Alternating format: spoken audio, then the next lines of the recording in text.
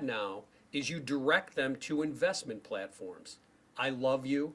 Not only do I love you, it's now I would like you to be involved. I've made money off of these various platforms, cryptocurrency platforms, and I want to share those with you. And so they direct them to fraudulent platforms, oftentimes with cryptocurrency, fake investment lines, places that are set up and appear to be legitimate online. And so what they do is they encourage a small investment. And this small investment, you do it, you put it in, and then what they will sometimes do is send back fraudulent statements. So it appears as though you have made a windfall on your investment. Large, you might get a return of 25, 28%, and you're thinking, wow, that's pretty good. But you think that's enough to show the people and take them in more and build that line of trust. Oftentimes what they will do at that point then is encourage the person they're communicating with to take a small withdrawal, to give them this false sense that this in fact is a legitimate investment that you can make, and they have shared it with you. And so what does it do? It entices people more to invest more and more and more. And we have seen circumstances where people have used their credit cards and taken an online advance or an advance on their credit card and invested into these scams. And what happens is there comes a point in time after numerous investments are made, false statements are done, and that sense of security is built. All of a sudden, all the communications end, the platform of which all the money has been sent, that website's gone, taken down, and the person is out of their money completely. So that's the change. That's the change in the playbook that they've done now to be able to lure more money out of individuals in the community. I'm going to defer in a few seconds here to my counterparts on both sides of me to talk more about it, but one of the things I want to throw out there is how is it that individuals should protect themselves? And the things I'm going to tell you are things you've probably heard before, but again, they are worth repeating. One of the things you need to do is limit what you put out on social media. They prey on people on social media. They're combing social media. So limit what you put out on social media. I'm also going to suggest that people check their privacy settings on social media. Privacy settings on social media, oftentimes people leave very open, and that allows a perpetrator to gain access to your information. I would also suggest that you don't respond to wrong number texts. Oftentimes you will get a text from a number and it'll be, hey, so-and-so, I want you to, and you might respond. I would encourage you not to respond to wrong number texts. Obviously, the most obviously is don't engage in online money requests or information. If you decide to invest, again, not all online investments are fraudulent. I would just encourage folks that if they are going to invest online or someone recommends an investment online, that you do as much due diligence as you can on your part to make sure that investment is legitimate. And lastly, trust your instincts. If it doesn't smell right or feel right, it probably isn't right. So those are things that you need to do or folks need to do to protect themselves. And why it's important to take steps to protect yourself is because oftentimes these organizations that are behind these scams are often located overseas, and it's difficult to bring those folks to justice here in the United States. But we do our best, and we've had success throughout the country, and the department has had success with the counterparts who are on my right and left here from HSI and the FBI. We will continue to do that as the department and the agencies continue to look at these. So what I want to do now is turn it over to the HSI and FBI SACs here in Buffalo, who are responsible, their agencies are responsible for tackling these investigations, and they've done a tremendous job in bringing these cases to the Western District of New York.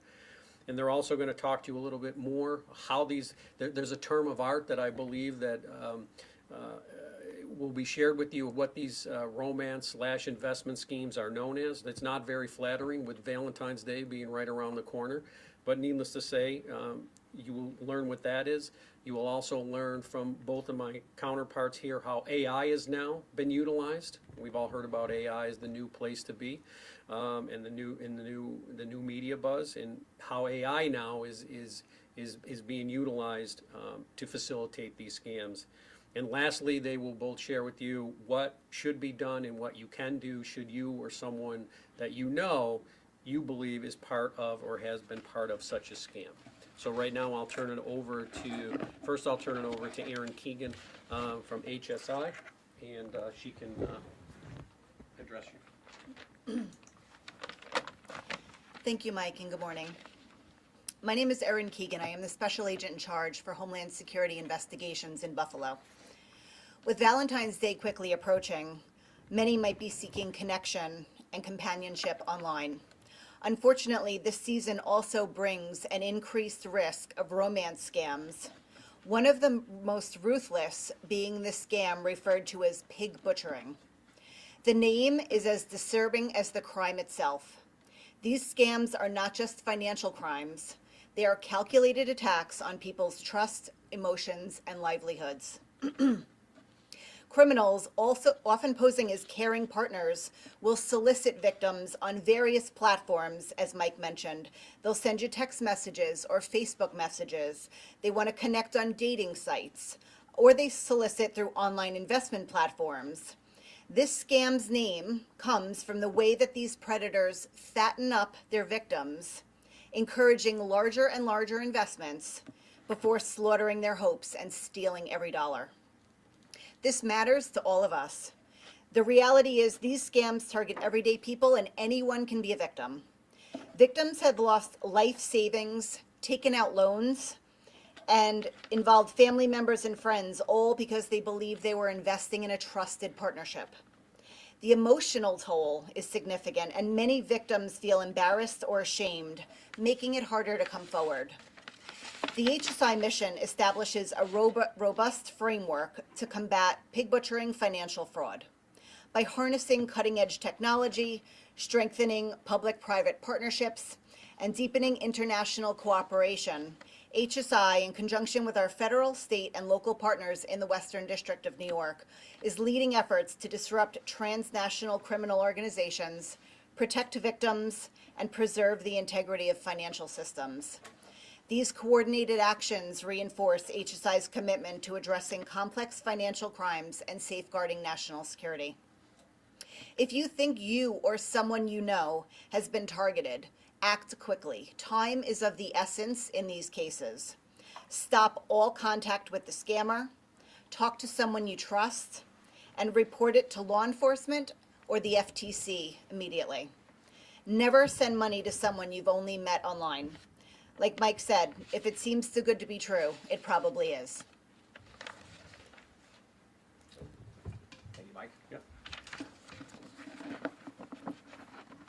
Good morning. I'm Philip Tahira, Special Agent in charge at the FBI's Buffalo Field Office.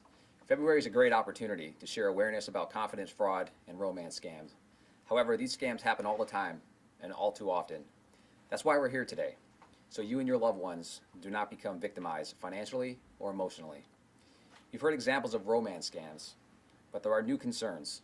Artificial intelligence, AI, is being used in various ways. Criminals exploit generative AI to commit fraud on a larger scale, which makes their schemes even more believable. Scammers utilize AI, realistic images, and create fake social media profiles to convince victims they are speaking to a real person. Criminals use generative AI tools to assist with language translations, to limit grammatical or spelling errors for foreign criminal actors targeting U.S. victims. There's a lot to remember when meeting people online. Let's discuss the economic impact of romance scams. Romance and confident fraud scams have resulted in one of the highest amounts of financial losses when compared to other internet-facilitated crimes.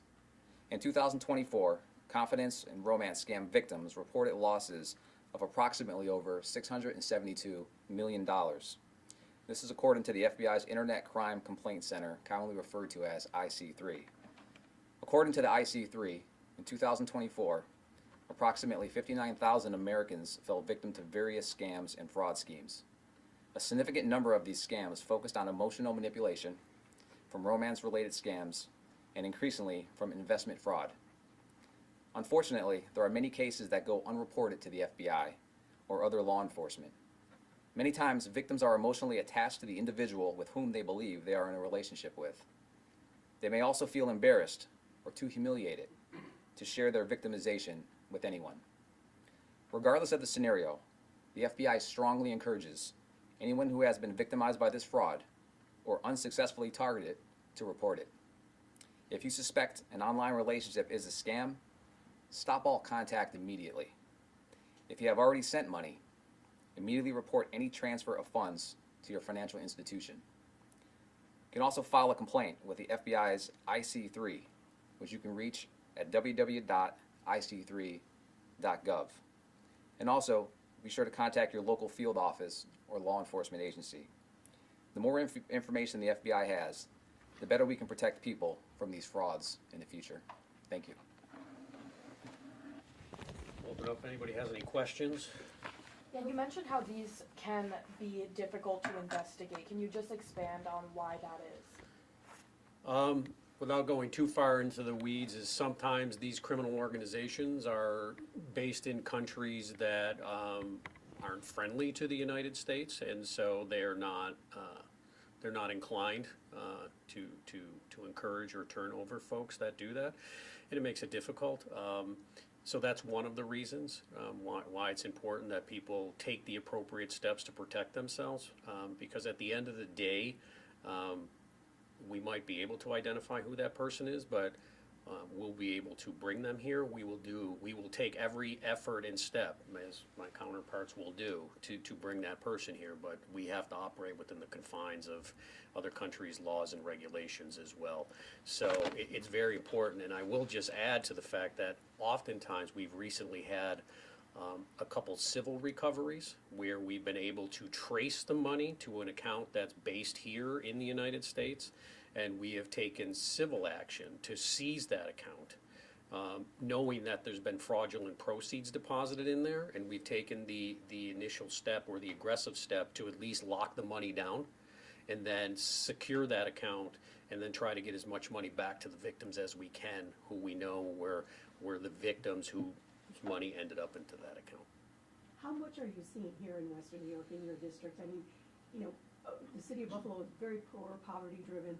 Are those people preyed on more because of the poverty that they can invest and make? I think what I'll defer to my partners here, because they're on the front end of it. I get it, as you know, once the case is being built, I get it, but I guess I'll defer to my agency counterparts as to, what general areas are we seeing a major uptick here? So for HSI specifically, since our fiscal year 2023 until the present, we have intercepted or otherwise disrupted approximately $10 million in funds that were involved in some of these scams. And I would say, like we mentioned earlier, anyone can be a victim. Because they prey on people's loneliness and the use of social media, it can be anyone, from a professional to somebody who is at home, not working, or, less economic status. It really runs the gamut. Is there specific evidence that somebody who thinks they have been victimized should retain to be able to give to the police department or the FBI? Perhaps this is a question for the FBI. To make sure I understand the question, are you referring to remain in contact with this person? Is that the question? If I'm a victim, what evidence should I retain to be able to give over to law enforcement to help law enforcement do their job? Yeah, absolutely. Thank you for the question and for the clarification. So if you're a victim of one of these crimes, and let's say you send money, for example, the evidence is going to be the transaction, and the transaction's either going to come through via the financial institutions that we can go ahead and get through via legal process or consent, and if it's paid in different ways, anything that would highlight the transaction to indicate the amount and the destination of the monies going somewhere would be what we want to know and what we would like to have to kind of start our investigation. You talked about the AI issue. What else can we do to protect ourselves? I mean, we're watched and surveilled in stores and places. I mean, things where if they could hack into photos of us and just Yeah, this one is such an open topic. It really is, and we talked about different areas of opportunity is what it really is, and whether it's somebody that comes from a low income situation or high income situation, the people that generally are doing these targeting, any money is better than no money, right? So they're looking for an opportunity of somebody who is lonely, somebody who thinks they're developing a relationship, and they're leveraging that. And with the artificial intelligence, it allows people in foreign countries who may in the past had issues with language, where there was grammatical errors in sentences, and it was obvious that maybe this wasn't a person that was located in the United States. Now it's very fluid. And so, as far as protections, it's like Mike said, if it seems too good to be true, it probably is. One of the things too is with crypto ATMs. So you definitely see an increase with the elderly community a little bit more so. People who have life savings, people who have worked all their lives, who have savings, definitely being targeted, and seeing those individuals walking into grocery stores or walking into other locations, putting dollars into a machine to send. Right, to me that's a red flag if I'm grocery shopping and I see somebody doing that. Just because the transaction fees are pretty significant, so it's not what normally you would probably do. But definitely looking for targeted opportunities. So if somebody's saying, "Hey, send money somewhere," do you really know that person on the other end of that conversation? And just the last thing, we emphasize this for all victim crimes, especially financial crimes. Oftentimes what we realized, we threw out statistics. We thought it was estimated in 2024, 59,000 people fell victim to this. And you've heard millions of dollars that have been lost. That's what we have information on. You have to take into account, oftentimes people are embarrassed that this occurred and don't report it. So I know the question was, what can we do? You can take the steps, but one of the things I would also encourage you to do is if you have a loved one, especially who might be elderly or vulnerable or lonely, you have to have those conversations with them to say, how are things going? Are you communicating with anybody? Or it should be a red flag if they're like, all of a sudden they're telling you they met someone online.